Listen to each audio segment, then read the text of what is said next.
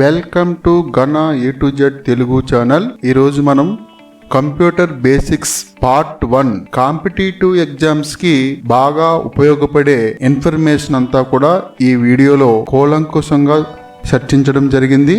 కొత్తగా వచ్చిన వ్యూయర్స్ మీరు ఇంకా మా ఛానల్ ని సబ్స్క్రైబ్ చేసుకోనట్లయితే వెంటనే సబ్స్క్రైబ్ చేసుకోండి.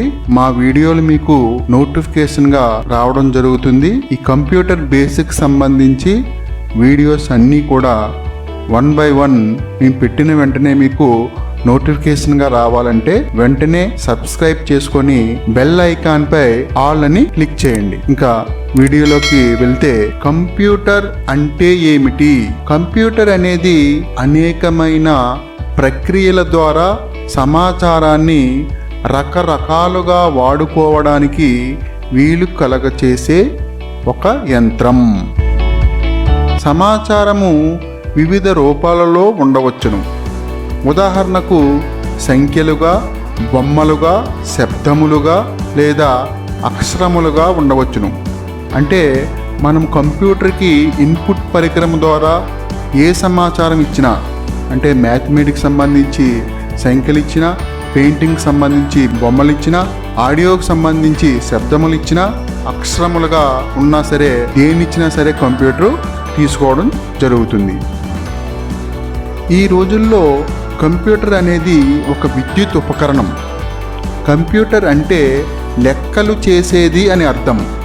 సాంకేతికంగా నిర్వచిస్తే దత్తాంశాన్ని అంటే డేటాను అంగీకరించి ఆ దత్తాంశం మీద ప్రోగ్రామ్ రూపంలో మనం అందించే సూచనలకు అనుగుణంగా ఒక వరుస క్రమంలో ఆపరేషన్స్ నిర్వహించి ఫలితాలను అందించే ఎలక్ట్రానిక్ పరికరమే కంప్యూటర్. మనం ఏమైతే సూచనలు ఇస్తున్నామో వాటిని 1 by 1 ఆర్డర్ ప్రకారం వాటిని ప్రాసెస్ చేసి మనకి రిజల్ట్స్ ఇస్తుంది అన్నమాట కంప్యూటర్.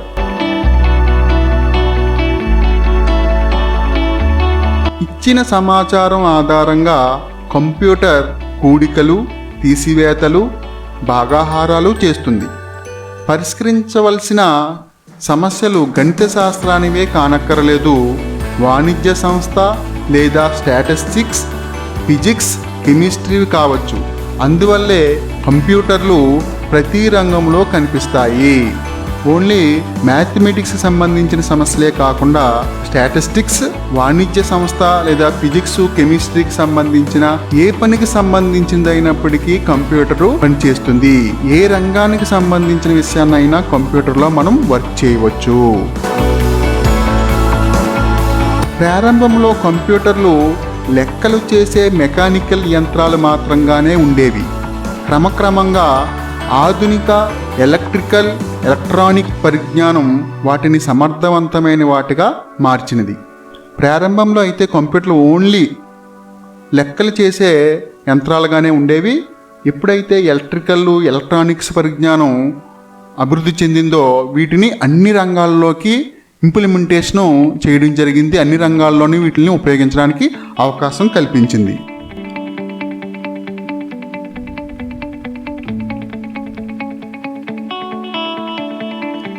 కంప్యూటర్ చరిత్ర ఏమిటి? 2వ ప్రపంచ యుద్ధం తరువాత రోజుల్లో 2 రకాల కంప్యూటర్లు వాడుకలో ఉండేవి. అంకకలన యంత్రాలు అంటే డిజిటల్ కంప్యూటర్స్, సారూప్య కలన యంత్రాలు ఎనలాగ్ కంప్యూటర్స్, మధ్యలో కొన్నాళ్ల పాటు సంకర కలన యంత్రాలు హైబ్రిడ్ కంప్యూటర్స్ వచ్చాయి. పోటీలో అంకకలన యంత్రాలు గెలవడం వల్ల డిజిటల్ కంప్యూటర్స్ గెలవడం వల్ల ఇప్పుడు అంక అన్న విశేషణాన్ని తీసేసి మామూలుగా కలన యంత్రం అని కానీ, గణనం చేసేది కనుక సంగణకం అని కానీ లేదా కంప్యూటర్ అని కానీ అంటున్నారు. ఈ రోజుల్లో ఎక్కువ వాడుకలో ఉన్న కంప్యూటర్ను పోలిన యంత్రాలు మొట్టమొదట 2వ ప్రపంచ యుద్ధం అంతమయ్యే రోజుల్లో వచ్చాయి. పూర్వం ఈ కలన యంత్రాలు చాలా భారీగా ఉండేవి. ఒక్కొక్క యంత్రానికి ఒక్కొక్క పెద్ద గది కావలసి వచ్చేది. పైపెచ్చు ఒక్కొక్కటికి కోట్ల రూపాయలు ఖరీదు చేసేది. ఎంతో వ్యయ ప్రయాసాలతో కూడిన విషయం గనుక ఈ యంత్రాన్ని ఎంతో మంది ఉమ్మడిగా వాడుకునేవారు.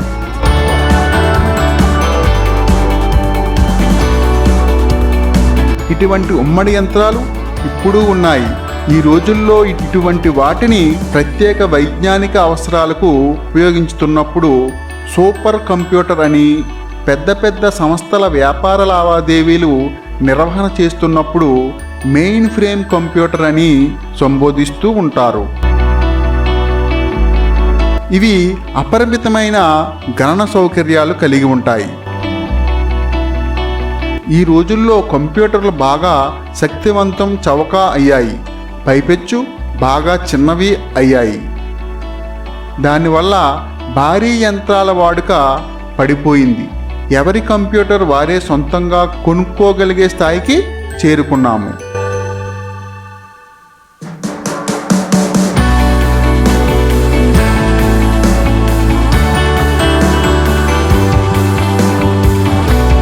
ఈ సొంత కంప్యూటర్లనే ఆంగ్లంలో పర్సనల్ కంప్యూటర్స్ అని, పీసీ అని, తెలుగులో వ్యక్తిగత కంప్యూటర్లని అంటున్నారు.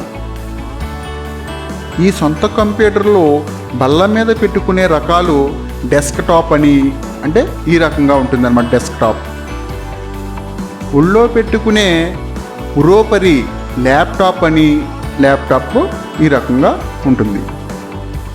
చేత్తో పట్టుకునేవి హ్యాండ్ హెల్డ్ అని, చేత్తో పట్టుకునే కంప్యూటర్లు ఈ రకంగా ఉంటాయి. పుస్తకం సైజులో ఉన్న వాటిని నోట్బుక్ అని, రకరకాల ప్రమాణాల్లో కంప్యూటర్లని పిలుస్తారు.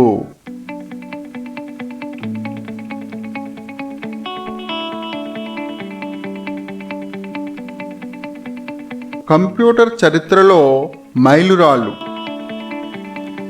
1823లో చార్లెస్ బాబేజ్ ఆవిరి ద్వారా పనిచేసే కాలిక్యులేటింగ్ యంత్రాన్ని రూపొందించాడు. ఈయనను ఫాదర్ ఆఫ్ కంప్యూటర్ అంటారు. ఫాదర్ ఆఫ్ కంప్యూటర్ అనగానే మనకి చార్లెస్ బాబేజ్ గుర్తుపెట్టుకోవాలి.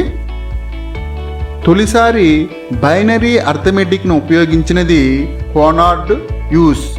ఈయన 1934లో బైనరీ అర్థమెటిక్ను ఉపయోగించి కొన్ని రకాల కంప్యూటర్లను రూపొందించాడు.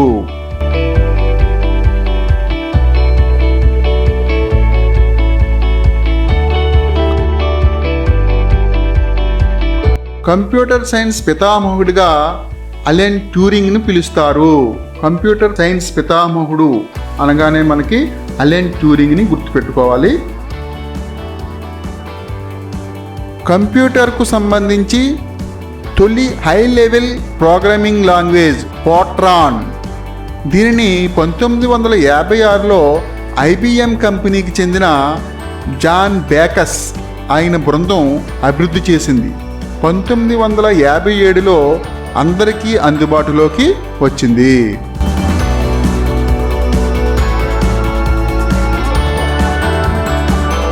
పర్సనల్ కంప్యూటర్ అనే పదం 1976లో తొలిసారి బైట్ మ్యాగజైన్లో ప్రచురితమైంది. ఆ తర్వాత ఇది ప్రపంచమంతా వ్యాపించింది. తొలిసారి పర్సనల్ కంప్యూటర్ని ఐబిఎం కంపెనీ 1981లో తయారు చేసింది. మైక్రోసాఫ్ట్ దీనిలోని ఆపరేటింగ్ సిస్టమ్ను, బేసిక్ కంప్యూటర్ భాషను రూపొందించింది. బగ్ అనే పదాన్ని కంప్యూటర్ సంబంధిత విషయాల్లో తొలిసారి వాడింది అడ్మిరల్ గ్రేస్ హోపర్. 1973లో న్యూయార్క్కు చెందిన కంప్యూటర్ శాస్త్రవేత్త లారీ టెస్లర్ కట్, కాపీ, పేస్ట్ లాంటి కమాండ్లను రూపొందించాడు.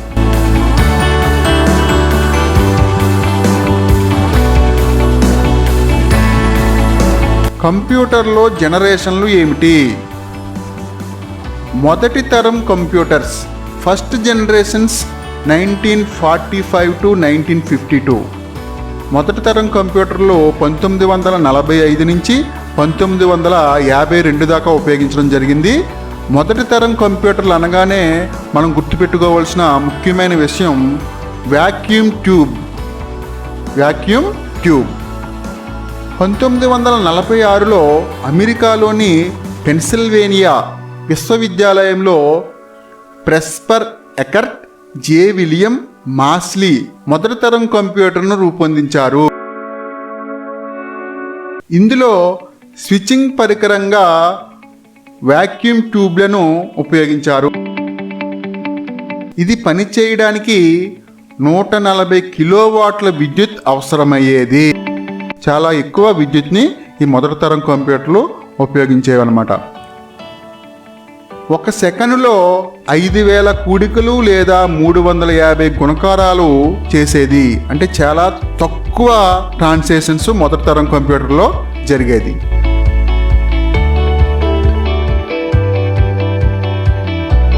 ఇందులో 18,000 వాక్యూమ్ ట్యూబ్లు, 70,000 రెసిస్టర్లు, 10,000 కెపాసిటర్లు, 60,000 స్విచ్లు ఉండేవి. దీని బరువు 30 టన్నులు ఉండేది. పంచ్ కార్డ్స్ ఆధారంగా పనిచేసేవి. మొదటి తరం కంప్యూటర్లు దేని ఆధారంగా పనిచేసేవి అంటే పంచ్ కార్డ్స్ ఆధారంగా పనిచేసేవి. మొదటి తరం కంప్యూటర్లో అతి ముఖ్యమైన భాగము ఏదైనా అడిగితే వాక్యూమ్ ట్యూబ్ అని మనం గుర్తుపెట్టుకోవాలి. ఈ కంప్యూటర్ పని వేగాన్ని మిల్లీ సెకండ్స్లో లెక్కించేవారు. మిల్లీ సెకండ్స్ అంటే చాలా తక్కువ స్పీడ్తో ఈ కంప్యూటర్లు పనిచేసేవి మొదటి తరం కంప్యూటర్లు.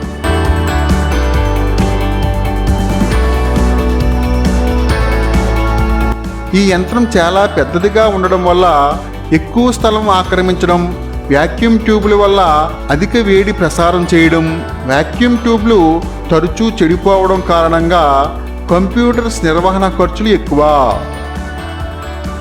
దీని అంతర్గత నిల్వ సామర్థ్యం తక్కువ. అంటే స్టోరేజ్ కెపాసిటీ చాలా తక్కువగా ఉండేది మొదటి తరం కంప్యూటర్లో. నెక్స్ట్ రెండవ తరం కంప్యూటర్స్, సెకండ్ జనరేషన్స్ 1950-1964. రెండవ తరం కంప్యూటర్లు అనగానే మనం గుర్తుపెట్టుకోవాల్సిన విషయం ట్రాన్సిస్టర్. 1948లో బార్టిన్, బ్రాటన్, షాక్లే అనువారు ట్రాన్సిస్టర్ను కనుక్కోవడంతో 50వ దశకంలో రెండవ తరం కంప్యూటర్లు ప్రవేశించాయి. ట్రాన్సిస్టర్ను కనుక్కోవడం వల్ల వీరి ముగ్గురికి నోబెల్ ప్రైజ్ కూడా దక్కింది. ట్రాన్స్ఫర్ రెసిస్టర్ అనే పదానికి మరొక పేరే ట్రాన్సిస్టర్. వీటిని కనుక్కోవడంతో ఎక్కువ స్థలాన్ని ఆక్రమించే, ఎక్కువ విద్యుత్ను ఖర్చు చేసే వాక్యూమ్ ట్యూబులు బదులు తక్కువ స్థలాన్ని, తక్కువ విద్యుత్ ఖర్చు చేసే ట్రాన్సిస్టర్లు కంప్యూటర్లో ఉపయోగించడం ప్రారంభమైంది. ఎప్పుడైతే ట్రాన్సిస్టర్ రావడం జరిగిందో కంప్యూటర్ యొక్క పనితనం పెరిగింది. అదేవిధంగా కంప్యూటర్ సైజు కూడా భారీ సంఖ్య నుంచి సైజు కూడా చాలా తక్కువగా తగ్గడం జరిగింది.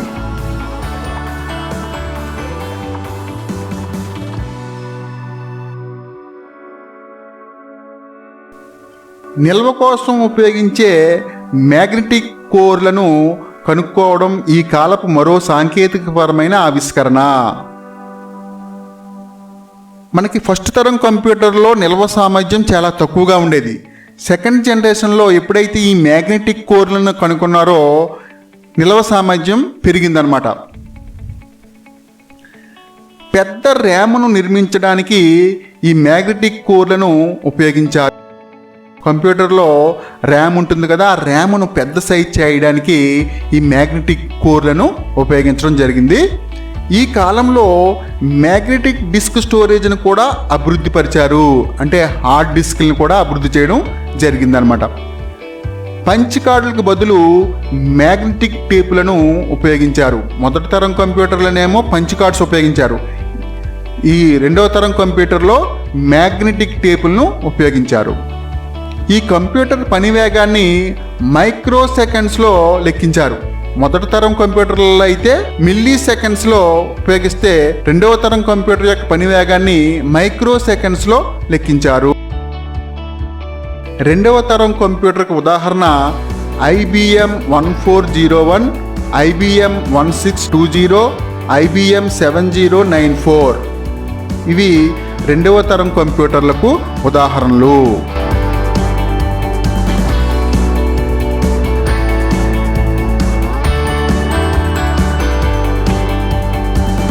నెక్స్ట్ మూడవ తరం కంప్యూటర్స్. థర్డ్ జనరేషన్ 1964 నుంచి 1972 వరకు మధ్యలో ఉన్న పీరియడ్ని థర్డ్ జనరేషన్ అంటారు. థర్డ్ జనరేషన్ అనగానే మనకి ఇంటిగ్రేటెడ్ సర్క్యూట్ని మనం గుర్తుపెట్టుకోవాలి. 1964లో IBM ప్రత్యేక లక్షణాలు గల 360 సిరీస్లను ప్రవేశపెట్టడంతో మూడవ తరం కంప్యూటర్లు ప్రారంభమైనవి. IBM కంపెనీ వారు 360 సిరీస్ను మనకి ప్రవేశపెట్టడంతో మూడవ తరం ప్రారంభమైంది. అనేక ట్రాన్సిస్టర్లను ఒక చిన్న సిలికాన్ వేపర్లో ఇమర్చగల ఇంటిగ్రేటెడ్ సర్క్యూట్ని ఈ కంప్యూటర్లో వినియోగించారు. ఇంటిగ్రేటెడ్ సర్క్యూట్ అంటే ఈ రకంగా ఉంటుంది. ఇందులో అనేక ట్రాన్సిస్టర్లని ఒక చిన్న సిలికాన్ వేపర్లో, ఈ ఒక్క సిలికాన్ వేపర్లో అనేక వేల ట్రాన్సిస్టర్లు ఉంటాయన్నమాట.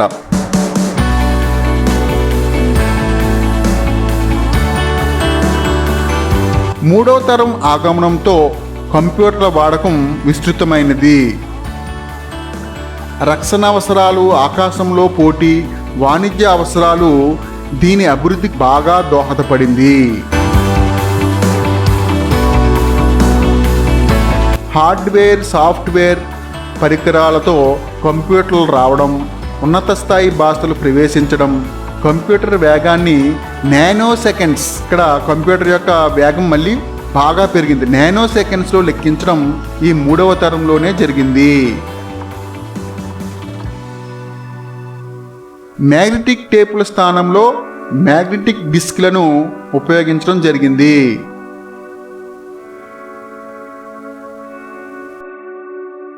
మూడవ తరం కంప్యూటర్లకు ఉదాహరణ IBM 360, IBM 370, ICI 1900. నెక్స్ట్ నాలుగవ తరం కంప్యూటర్స్, ఫోర్త్ జనరేషన్స్ 1972 ఆన్వర్డ్స్. నాలుగవ తరం కంప్యూటర్లు వచ్చేటప్పటికి మైక్రో ప్రాసెసర్ చిప్ని ప్రవేశపెట్టడం జరిగింది. దీంతో కంప్యూటర్లో విప్లవాత్మకమైన మార్పులు రావడం జరిగింది. 1971లో మైక్రో ప్రాసెసర్ లేదా చిప్ ఆగమనంతో నాలుగవ తరం ప్రారంభమైంది. మనిషి వేలి గోరంతా లేదా పోస్టల్ స్టాంప్ అంతా ఉండే ఒక చిన్న చిప్లో వేల కొద్ది ట్రాన్సిస్టర్లు, రిజిస్టర్లను, కెపాసిటర్లను ఇమిర్చారు. వేలి గోరంతా లేకపోతే పోస్టల్ స్టాంప్ అంతా ఉండే ఒక చిన్న చిప్లో వేల కొద్ది ట్రాన్సిస్టర్లు, రిజిస్టర్లు, కెపాసిటర్లు ఇమిర్చాడు అనమాట.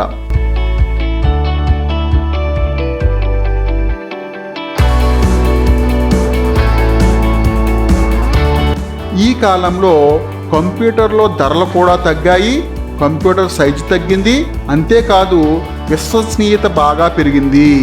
పీసీల యుగం నాలుగవ తరం కంప్యూటర్లతోనే ప్రారంభమైంది. పీసీ అంటే పర్సనల్ కంప్యూటర్. కంప్యూటర్ల అంతర్గత నిల్వ సామర్థ్యం బాగా పెరిగింది, స్టోరేజ్ కెపాసిటీ కూడా చాలా బాగా పెరిగింది.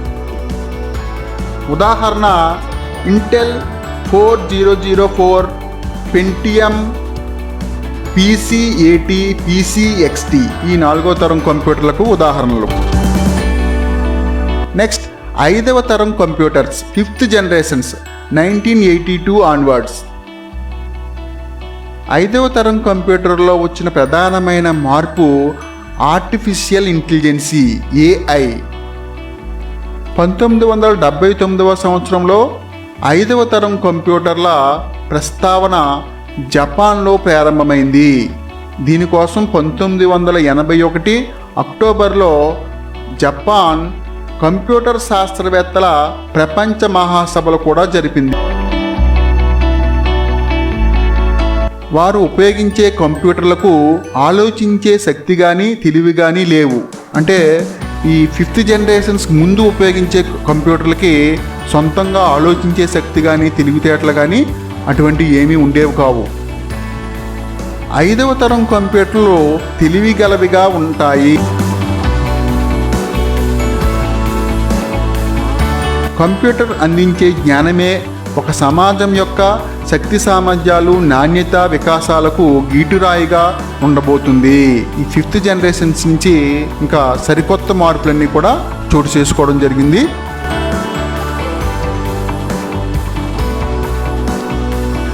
మనిషి నోటితో చెప్పే ఆదేశాలను అర్థం చేసుకోవడం, మనిషి ఆదేశాలకు అనుగుణంగా తిరిగి మాటల రూపంలో కూడా ప్రతిస్పందించడం, స్టోరేజీ సామర్థ్యం, జ్ఞాపక శక్తి ఎక్కువగా ఉండడం, కృత్రిమ ప్రజ్ఞను చొప్పించడంతో సమస్యల పరిష్కారంలో వాటంతట అవే తెలివిగా వ్యవహరించడం,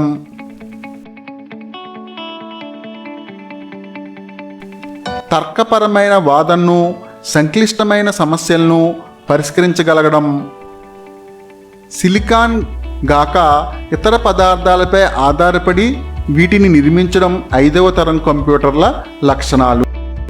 మనం నోటితో చెప్పే ఇన్స్ట్రక్షన్స్ ఆధారంగా కంప్యూటర్లు పనిచేస్తాయి. స్టోరేజీ సామర్థ్యం విపరీతంగా పెరిగింది. జ్ఞాపక శక్తి, ఆల్రెడీ ఆర్టిఫిషియల్ ఇంటెలిజెన్సీ కూడా ఈ 5వ తరం కంప్యూటర్లో ప్రవేశించింది. కృత్రిమ ప్రజ్ఞను చొప్పించడంతో సమస్యలు వాటంతటవే పరిష్కరించగలిగేవి.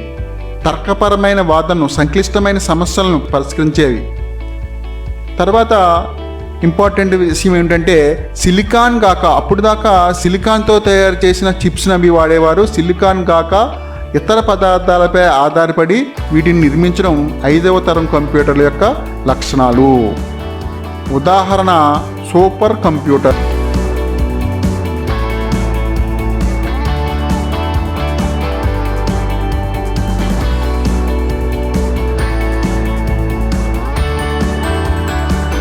కంప్యూటర్ ద్వారా చేయగలిగే పనులు. ఈ రోజుల్లో కంప్యూటర్ చేత మనం చేయించలేని పనులు లేవు. కంప్యూటర్ల సహాయం లేకుండా రైల్వే రిజర్వేషన్లు జరగవు, విమానాలు నడవవు, ర్యాకెట్లు ఎగరవు, బ్యాంకులో లావాదేవీలు జరగవు, కార్లు నడవవు, కర్మాగారాలు నడవవు, టెలిఫోన్లు పనిచేయవు. ఆఖరికి కంప్యూటర్ల సహాయం లేకుండా కొన్ని శస్త్రచికిత్సలు కూడా జరగవు. కంప్యూటర్లు ఆగిపోతే ఆధునిక సమాజం ఆగిపోతుంది. కంప్యూటర్లు ఇంత ప్రతిభ చూపగలుగుతున్నాయంటే దానికి కొన్ని ముఖ్యమైన కారణాలు ఉన్నాయి.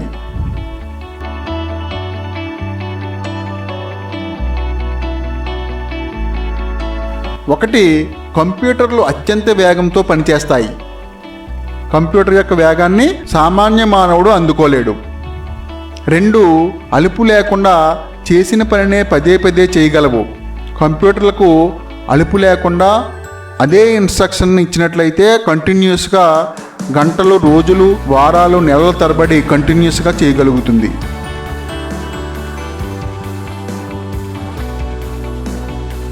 చేసే పని తప్పులు లేకుండా చేస్తాయి.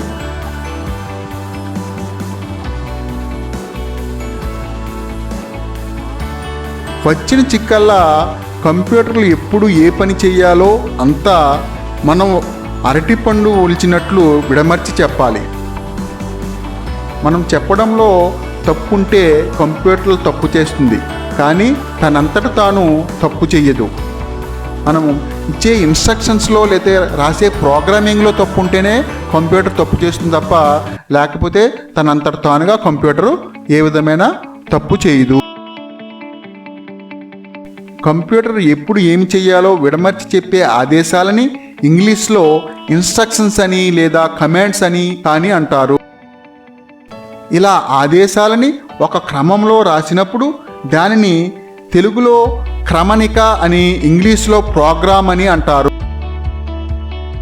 ఇలా ప్రోగ్రాములు రాసే ప్రక్రియని ప్రోగ్రామింగ్ అంటారు. ఈ ప్రోగ్రాములు రాసే వ్యక్తిని ప్రోగ్రామర్ అంటారు. కంప్యూటర్లో రకరకాల పనులు చేయడానికి రకరకాల ప్రోగ్రామ్స్ వాడతారు. అంటే ఒక్కొక్క పని చేయడానికి ఒక్కొక్క రకమైన ప్రోగ్రామ్ని రాస్తారనమాట. ఒక్కొక్క రకం ప్రోగ్రామును ఒక్కొక్క పేరు ఉంటుంది. ఉదాహరణకి అసెంబ్లర్, కంపైలర్, ఆపరేటింగ్ సిస్టమ్ మొదలైనవి కొన్ని రకాల ప్రోగ్రాంలు. ఈ ప్రోగ్రాములన్నింటినీ కలిపి ఇంగ్లీష్లో సాఫ్ట్వేర్ అంటారు. ఇలా ప్రోగ్రామర్లు రాసిన సాఫ్ట్వేర్ని కంప్యూటర్లోనే ఒక చోట భద్రపరుస్తారు. భద్రపరిచిన ప్రదేశాన్ని స్టోర్ ఆర్ మెమొరీ అంటారు. ఈ స్టోర్ ఆర్ మెమొరీలో దాచిన సాఫ్ట్వేర్లోని ఆదేశాలని ఒక్కొక్కటి చొప్పున కంప్యూటర్ బయటికి తీసి చదివి అర్థం చేసుకొని ఆ ఆదేశాన్ని ఆచరణలో పెడుతుంది. ఇదంతా దరిదాపు విద్యుత్ వేగంతో జరిగిపోతుంది. సెకండ్కి మిలియన్ ఆదేశాలని ఆచరణలో పెట్టగలిగే కంప్యూటర్లు సర్వసామాన్యం.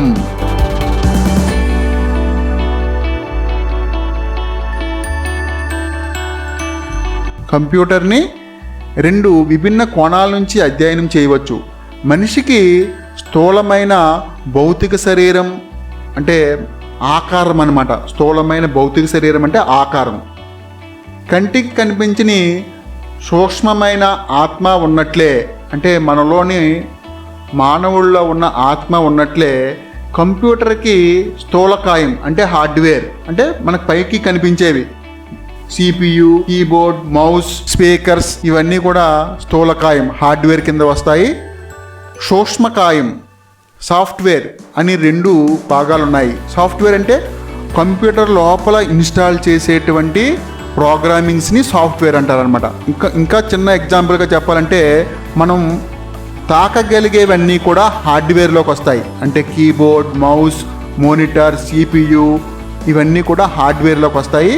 మనం తాకలేనిటువంటి లోపల ఉన్నటువంటి సాఫ్ట్వేర్లన్నీ కూడా సూక్ష్మకాయం, అవన్నీ కూడా ప్రోగ్రామ్స్ అన్నీ కూడా సాఫ్ట్వేర్లోనికి వస్తాయి.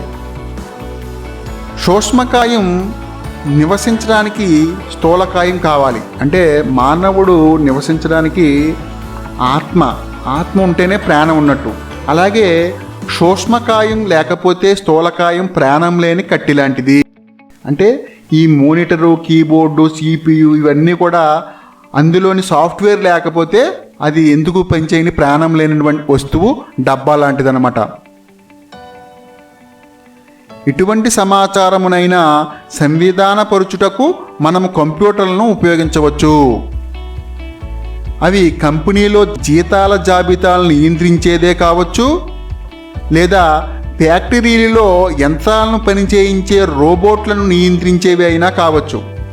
అంటే కంప్యూటర్ కేవలం ఏదో జీతాలు చేయడానికి, లెక్కలు చేయడానికి, కాలిక్యులేషన్ చేయడానికి మాత్రమే కాదు, ఫ్యాక్టరీల్లోని యంత్రాలు పనిచేయించే రోబోలు అవి ఏం చేయాలి, ఎలా చేయాలి, వాటిని ఏ విధంగా నియంత్రించాలో కూడా అటువంటి పనులు కూడా కంప్యూటర్లు చేస్తాయి.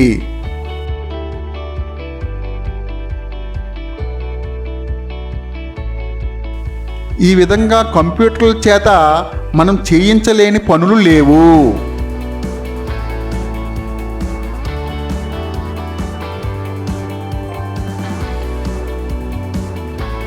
కంప్యూటర్ ఏ విధంగా పనిచేస్తుంది? కంప్యూటర్ ప్రధానంగా 4 రకాల హార్డ్వేర్ అంశాలతో తయారవుతుంది.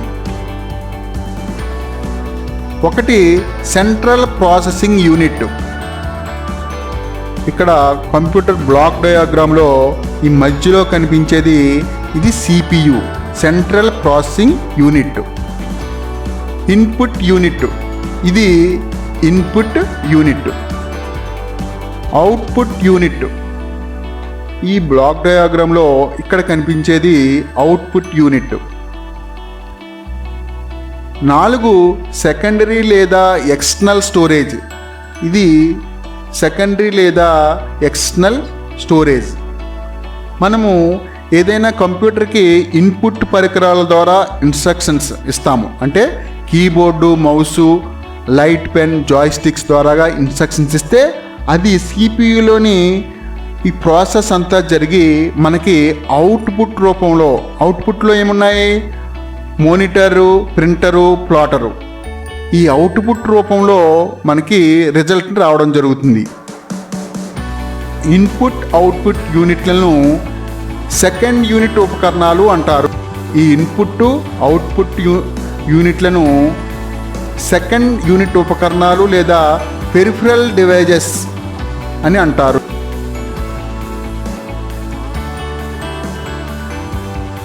Central processing unit CPU.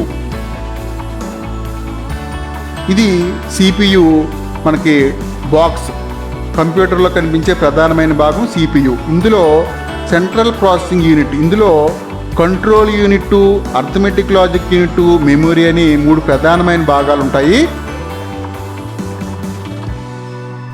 Central processing యూనిట్ను కంప్యూటర్ పని విధానానికి హృదయం లాంటిదని, మెదడు లాంటిదని చెప్పవచ్చు. ఇది సమాచారాన్ని నిల్వ ఉంచి ప్రాసెస్ చేస్తుంది. దీనిలో 3 ముఖ్యమైన భాగాలు ఉంటాయి. కంట్రోల్ యూనిట్, ఇది control unit. Arithmetic logic unit ALU, ఇది arithmetic logic unit. Memory unit, ఇది మెమొరీ యూనిట్. CPUలో ప్రధానంగా ఉండే ముఖ్యమైన 3 భాగాలు ఇవి. ఇప్పుడు కంట్రోల్ యూనిట్ గురించి చూద్దాం. కంట్రోల్ యూనిట్ మనిషి శరీరంలో నాడీ వ్యవస్థ లాంటిది. మెమొరీలో నిల్వ ఉంచిన సూచనల ప్రకారం కంప్యూటర్లోని అన్ని ఆపరేషన్స్ను నియంత్రించడం, సమన్వయం చేయడం చేస్తుంది. కంట్రోల్ యూనిట్ సరైన క్రమంలో సూచనలను ఎన్నుకోవలసి ఉంటుంది. ఎందుకంటే వాటి వరుస క్రమము ఆపరేషన్స్లోని ప్రతి సోపానాన్ని నిర్ణయిస్తుంది. ప్రతి సూచనల సముచ్చయం బైనరీ ఆపరేషన్స్ కోడ్ ద్వారా వ్యక్తపరచబడుతుంది. బైనరీ ఆపరేషన్ కోడ్ అంటే కంప్యూటర్కి తెలిసిన లాంగ్వేజ్ అల్లా ఒకటే బైనరీ లాంగ్వేజ్. ఇది 0s 1sతో ఉంటుంది. నెంబర్ ఇచ్చినా లేదా ఒక పిక్చర్ ఇచ్చినా, ఒక సాంగ్ని, ఒక వీడియోనిచ్చినా ఇన్పుట్ ద్వారాగా అది కంట్రోల్ యూనిట్ ఏం చేస్తుందంటే దాన్ని బైనరీలోకి, అంటే 1 0 0 1 ఈ 0s 1లోకి బైనరీ లాంగ్వేజ్లోకి మార్చుకుని కావాల్సిన విధంగా బైనరీ లాంగ్వేజ్లోకి మార్చుకుంటుంది.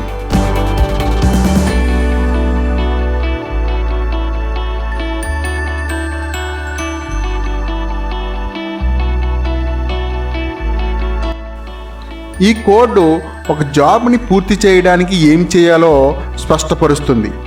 లాజిక్ యూనిట్కు కమాండ్లను రిలే చేస్తుంది.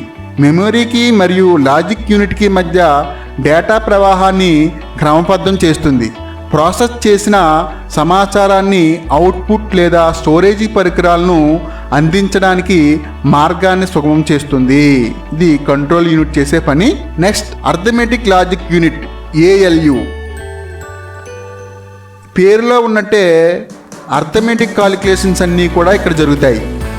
దీన్నే డిజిటల్ లాజిక్ యూనిట్ అని కూడా అంటారు.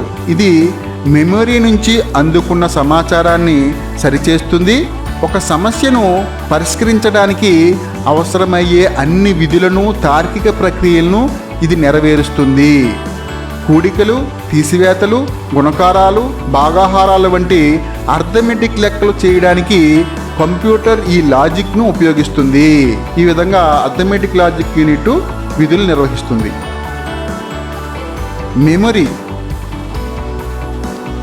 మెమొరీ ప్రధానంగా 2 రకాలుగా ఉంటుంది. Primary memory, secondary memory. Primary మెమొరీలో మళ్ళీ 2 భాగాలు ఉంటాయి, ర్యామ్, రోమ్. సెకండరీ మెమొరీ అంటే hard disk, floppy disk, CD-ROMs, DVDs ఇవన్నీ సెకండరీ మెమొరీలకు వెళ్తాయి అన్నమాట. ప్రైమరీ మెమొరీ గురించి చూద్దాం. దీన్నే మెయిన్ మెమొరీ అని కూడా అంటారు. కంప్యూటర్ ఒకానొక పని చేస్తున్నప్పుడు ఆ సమాచారాన్ని, సూచనలను ప్రైమరీ స్టోరేజ్లో ఉంచడం జరుగుతుంది.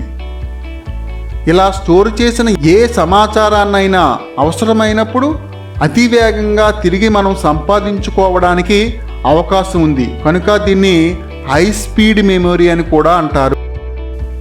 ప్రైమరీ మెమొరీనే మెయిన్ మెమొరీ అని, హై స్పీడ్ మెమొరీ అని కూడా అంటారు. ప్రైమరీ స్టోరేజ్ వేగవంతం అయినప్పటికీ ఖర్చుతో కూడుకున్నది. ఇందుకు గాను మ్యాగ్నెటిక్ డిస్కు, మ్యాగ్నెటిక్ టేపులు వంటి సెకండరీ స్టోరేజ్ పరికరాలను ఉపయోగిస్తాము. అంటే ప్రైమరీ మెమరీలో ర్యామ్ రోమ్ ఉన్నాయి కదా, ఇవన్నీ కాస్ట్తో కూడుకున్నాయి కాబట్టి అంత డేటాని స్టోర్ చేయడానికి మనకి ఖర్చుతో కూడుకుంది కాబట్టి మనం సెకండరీ మెమరీ మీద ఆధారపడతాము. ఆ సెకండరీ మెమరీ ఏంటంటే మ్యాగ్నెటిక్ టేప్లు, మ్యాగ్నెటిక్ డిస్క్, మ్యాగ్నెటిక్ టేప్లు. ఈ ప్రైమరీ మెమరీని 2 రకాలుగా విభజించవచ్చు. RAM random access memory, 2 ROM read only memory. RAM random access memory, దీన్ని semiconductor memory, computer electronic memory అని కూడా అంటారు. రామ్ అనేది తాత్కాలిక మెమరీ, ఎందుకంటే ఇందులో సమాచారాన్ని తాత్కాలికంగా మాత్రమే నిల్వ చేసుకోవచ్చు. కంప్యూటర్ ఆన్ చేసిన తర్వాత దానిని పని చేయించడానికి అవసరమైన ఆపరేటింగ్ సిస్టమ్ ర్యామ్ను చేరుకొని పనిచేయడం ప్రారంభిస్తుంది. అంటే మనం కంప్యూటర్ స్విచ్ ఆన్ చేసిన వెంటనే బూటింగ్ జరుగుతుంది కదా, ఈ బూటింగ్ జరిగేటప్పుడు కంప్యూటర్ ఏం చేస్తుందంటే ఆపరేటింగ్ సిస్టమ్కి సంబంధించిన అన్ని ఫైల్స్ను ర్యామ్లోకి తెచ్చుకుంటుందన్నమాట. కంప్యూటర్ పనిచేసినప్పుడు అది ఇన్పుట్ పరికరాల ద్వారా పొందిన డేటాను, అంటే మనం ఏదైనా డేటాను టైప్ చేసినా, లెటర్స్ని టైప్ చేసినా ఆ డేటాను, ప్రాసెస్ చేయబడుతున్న డేటాను, ఏదైనా కాలిక్యులేషన్ జరుగుతుంటాయి కదా ఆ డేటాను, అదేవిధంగా అవుట్పుట్గా అందించవలసిన డేటాను తాత్కాలికంగా ర్యామ్లో స్టోర్ చేసుకుంటుంది. అంటే మనం చేసిన వర్క్ అంతా కూడా టెంపరీగా ఈ ర్యామ్లో స్టోర్ అయి ఉంటుంది కాబట్టి దీన్ని తాత్కాలిక మెమరీ అనడం జరిగింది.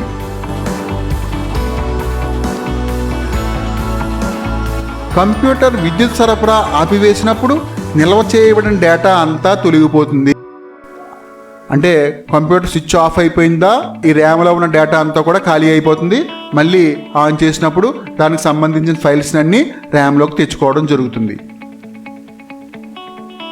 Next ROM read only memory. రోమ్ను శాశ్వత మెమొరీగా పేర్కొనవచ్చు. కంప్యూటర్ని తయారు చేసినప్పుడు ఈ మెమొరీని కంప్యూటర్కు అమర్చుతారు. అంటే కంప్యూటరు తయారు చేసేటప్పుడే మదర్ బోర్డులోని ఈ రోమ్ని అమర్చడం జరుగుతుంది. దీనిలోని డేటాని మనం ఏం మార్చలేము, అందుకే దీన్ని రీడ్ ఓన్లీ మెమొరీ అన్నారు. సమాచారాన్ని ఎలా అధ్యయనం చేయాలి, ఇన్పుట్ వ్యవస్థ నుంచి సమాచారాన్ని సేకరించడం ఎలానో, అవుట్పుట్ వ్యవస్థకు సమాచారాన్ని ఫలితాలను పంపడం ఎలానో ఈ రోమ్లో ఉంటాయి. ఫస్ట్ కంప్యూటర్ ఆన్ చేసిన వెంటనే పవర్ ఎక్కడికి వెళ్ళాలి, ఏది ఆన్ అవ్వాలి, అటువంటి ముందు చేయవలసిన బూటింగ్ చేయవలసిన ప్రక్రియ, ఫైల్స్ ఏ ఫైల్స్ని తెచ్చుకొని ర్యామ్లో పెట్టాలి, కీబోర్డు కనెక్టివిటీ అయి ఉందా లేదా, మౌస్ కనెక్ట్ అయి ఉందా లేదా, మానిటర్ కనెక్షన్ అయి ఉందా లేదా, అటువంటి అన్ని విషయాలను చెక్ చేసుకొని వ్యవస్థే ఈ రోమ్లో ఉంటుంది.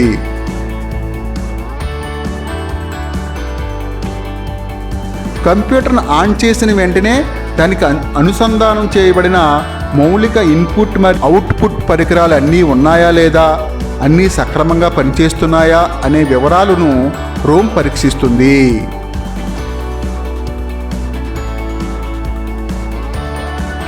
ఆపరేటింగ్ సిస్టమ్ అంటే ఏమిటి, అందులో రకాలు. కంప్యూటర్తో ఏ పని చేయాలన్నా దానికి అనుసంధానించబడి ఉన్న హార్డ్ డిస్కులు, ఫ్లాఫీ డ్రైవ్లు, ప్రింటర్స్ వంటి పరికరాలను ఉపయోగించుకోవాలన్నా దానికి కమాండ్స్ ఇవ్వవలసి ఉంటుంది. మనం ఆల్రెడీ గతంలో చెప్పుకున్నాం ఏంటంటే కంప్యూటర్స్ తనంతట తాను పనిచేయవు. మనం ప్రోగ్రామర్స్ ఏ విధంగా ప్రోగ్రామ్స్ రాస్తే వాటికి అనుగుణంగా పనిచేస్తుందని చెప్పామంటే కమాండ్స్కి అనుగుణంగా పనిచేస్తుంది. ఇటువంటి కమాండ్స్ వినియోగదారుని వద్ద నుంచి అందుకొని వాటికి అనుగుణంగా కంప్యూటర్ని పనిచేయించే సాఫ్ట్వేర్ను ఆపరేటింగ్ సిస్టమ్ అంటారు.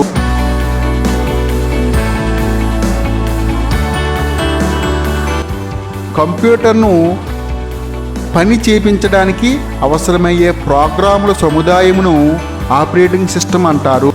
కంప్యూటర్ పనిచేయడానికి కావాల్సిన అన్ని రకాల ప్రోగ్రాముల యొక్క సముదాయాన్ని అన్నిటినీ కలిపి ఆపరేటింగ్ సిస్టమ్ అంటారు. స్పష్టంగా చెప్పాలంటే మనం కంప్యూటర్ ఆన్ చేసిన దగ్గర నుంచి ఆఫ్ చేసే వరకు మనం ఇచ్చిన ఆదేశాల ప్రకారం మనల్ని సజావుగా సాగేలా చూసేందుకు నిర్దేశించబడిన ప్రోగ్రాముల సముచ్చయాన్ని ఆపరేటింగ్ సిస్టమ్ అని అంటారు.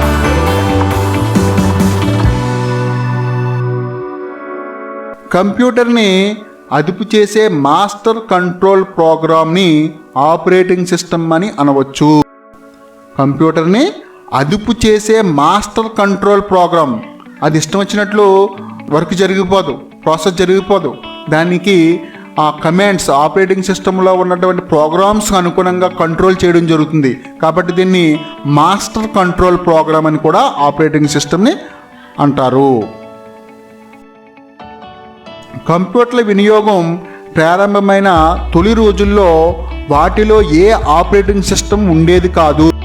అవి ఏ పని చేయాలో ముందుగానే నిర్దేశించబడేది. అది ఆ పనికి తప్ప వేరే పనికి ఉపయోగపడేది కావు. తర్వాత కొంతకాలానికి ఏదైనా ప్రోగ్రామింగ్ లాంగ్వేజ్ను డిజైన్ సమయంలోనే పొందుపరిచే విధానం వచ్చింది. అటువంటి కంప్యూటర్లో ఆ లాంగ్వేజ్లో రాసిన వివిధ ప్రోగ్రాములను పనిచేసేవి. తర్వాత కంప్యూటర్లో ఆపరేటింగ్ సిస్టమ్లు లోడ్ చేసుకునేటట్లుగా రూపొందించబడ్డాయి.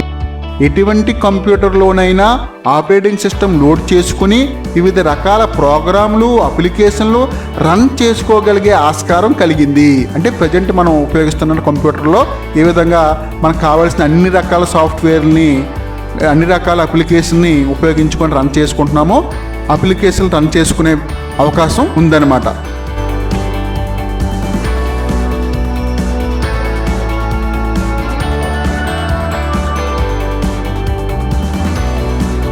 ఆపరేటింగ్ సిస్టమ్ వినియోగదారునికి కంప్యూటర్కు మధ్య ఒక వారధిగా నిలిచి వినియోగదారులు ఇచ్చిన కమాండ్లను కంప్యూటర్ పాటించేటట్లుగా చేస్తుంది.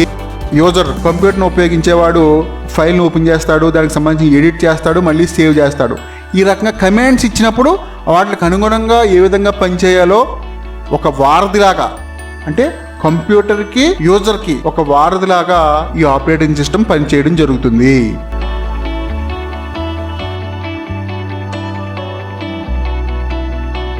కంప్యూటర్లకు అనుసంధానించబడి ఉన్న వివిధ పరికరాల పనితీరును ఇది నియంత్రిస్తుంది. ప్రింటర్లు, డిస్ప్లే స్క్రీన్, డిస్క్ డ్రైవ్ల వంటి పరికరాల మధ్య సమన్వయాన్ని ఏర్పరిచి అవి వినియోగదారుని ఆదేశాలకు అనుగుణంగా పనిచేసేలా చేస్తుంది. మనం ఎప్పుడైతే ప్రింట్ ఇచ్చామో అప్పుడే ప్రింట్ అవుతుంది, వినియోగదారుని ఆదేశాలకు అనుగుణంగా పనిచేస్తుంది. కంప్యూటర్లో ఏదైనా భాగం లేదా ప్రోగ్రాం సరిగ్గా పనిచేయనప్పుడు వినియోగదారునికి సంబంధిత మెసేజ్ ఇస్తుంది, కొన్ని చిన్న చిన్న లోపాలను సవరిస్తుంది. ఇన్స్టాల్ చేయబడిన ప్రోగ్రాములు రన్ చేసుకోవడానికి వివిధ సాఫ్ట్వేర్లను వినియోగించి కొత్త అప్లికేషన్స్ రూపొందించడానికి సహకరిస్తుంది.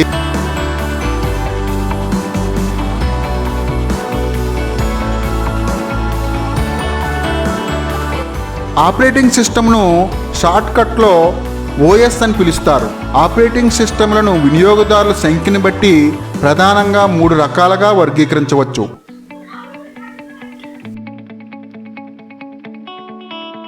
Single user operating system.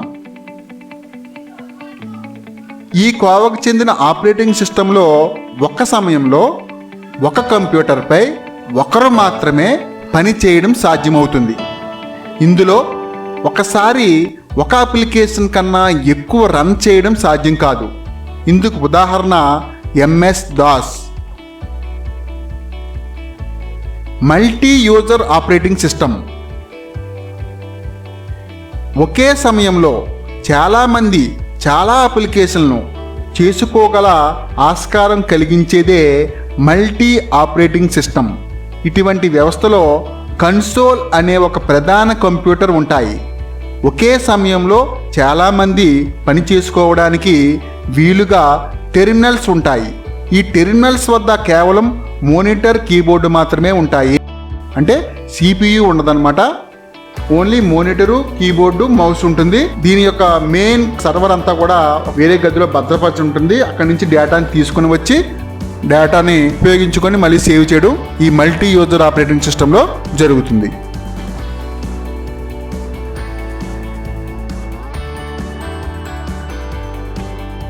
ఈ టెర్మినల్స్ అన్నీ సర్వర్కు అనుసంధానించబడతాయి. CPU మరియు ఆపరేటింగ్ సిస్టమ్ అంతా కన్సోల్లో ఉంటుంది. ఇందుకు ఉదాహరణ యునిక్స్.